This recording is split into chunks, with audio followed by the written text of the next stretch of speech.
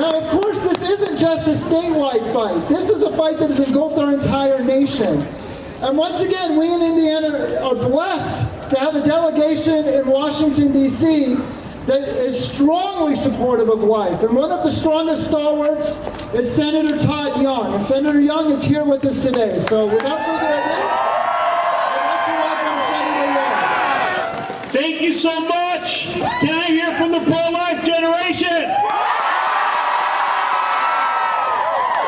From Evansville to Madison to Fort Wayne to Angola to East Chicago to Lafayette, all the way to Indianapolis, where we have Bishop Chittard and Roncalli High School. Listen, folks, I know we're all fired up. We're really encouraged because we have a lot of leaders for a lot of years who have been working in the trenches, in high-profile positions, often very anonymously. Your service varies, but you show up. You show up when it really matters. You show up consistently for these events, which are consistently held on the coldest day of the year. So we don't have sunshine patriots here. And I'll tell you someone who's not a sunshine patriot. You're a United States Marine Corps pro-life Congressman, Gregory Pence. Let's hear it from him.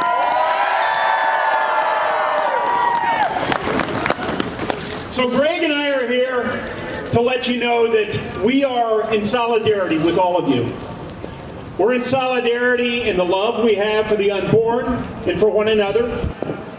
We are in solidarity in our conviction for the pro-life cause.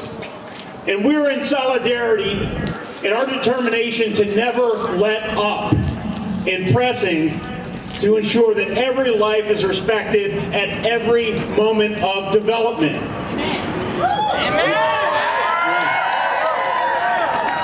So our job is to represent you and to represent you with the strongest of advocacy in Washington, D.C. James Madison once described our jobs as refining and enlarging your views. And that's what we're supposed to do. And in recent years, we've been batting down some really scary proposals. In fact, over the last year, we saw the House of Representatives propose the most dramatic anti-life agenda that I could ever conceive of. Taxpayer-funded abortions, elimination of Hyde and Helms Amendment protections. The list goes on and on and on. Within hours of being sworn into office, our President of the United States, Joe Biden,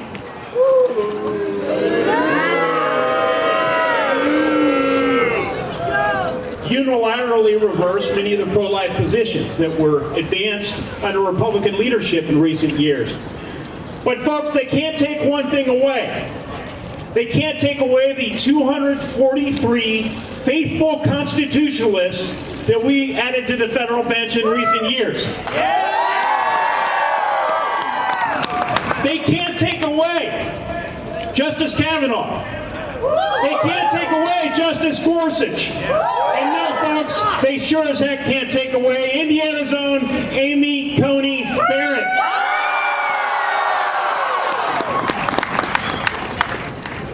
Pray for them.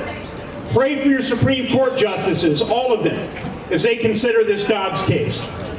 Pray for them as they consider the future of perhaps the most illogically decided landmark Supreme Court decision in generations, the 1973 Roe versus Wade decision.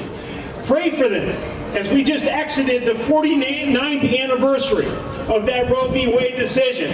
And folks, I believe this will be the last anniversary in which Roe v. Wade is the settled law of the land.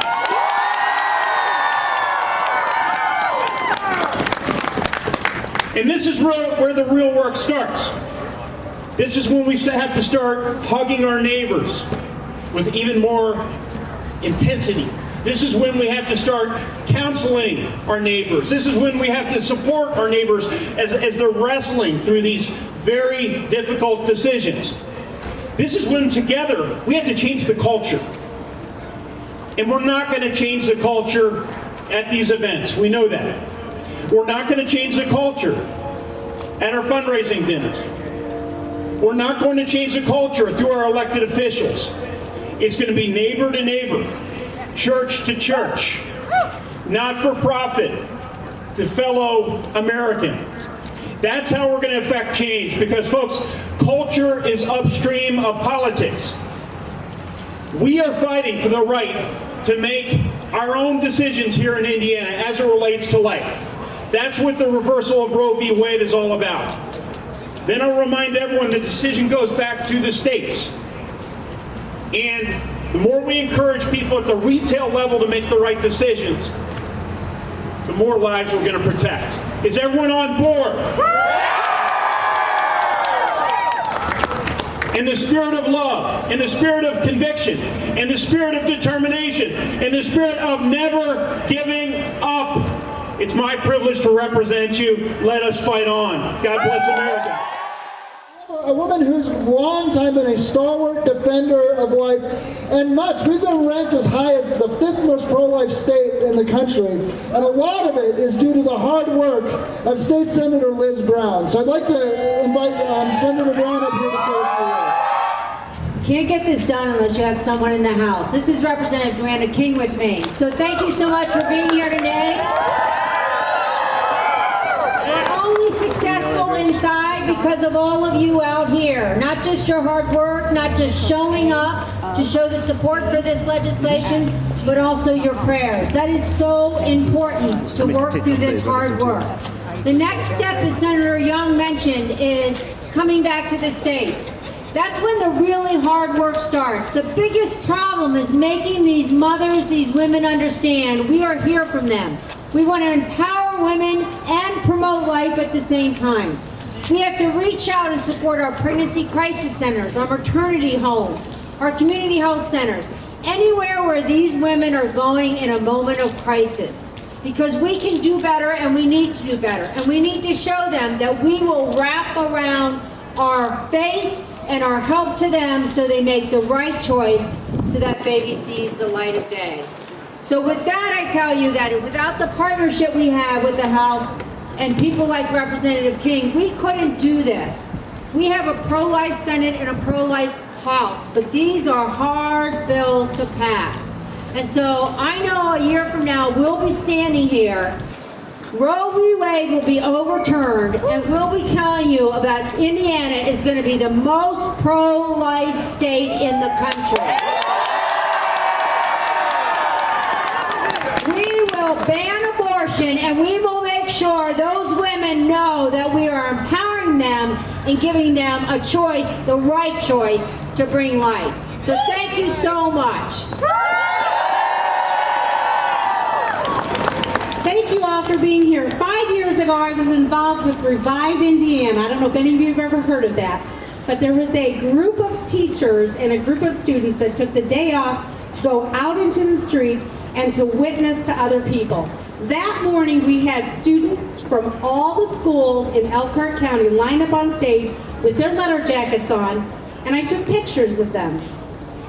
And I looked at their tennis shoes, and I said, you are going to use those feet today to serve other people.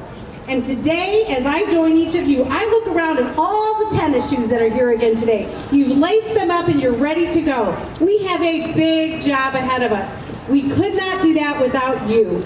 This, by far, is the largest pro-life generation I think I've ever witnessed. You are the ones that are going to make a change in our nation because you are willing to stand up for your rights, you're willing to push us as legislators, and you're willing to wrap your arms around your neighbors and your friends that are making choices that might be very difficult.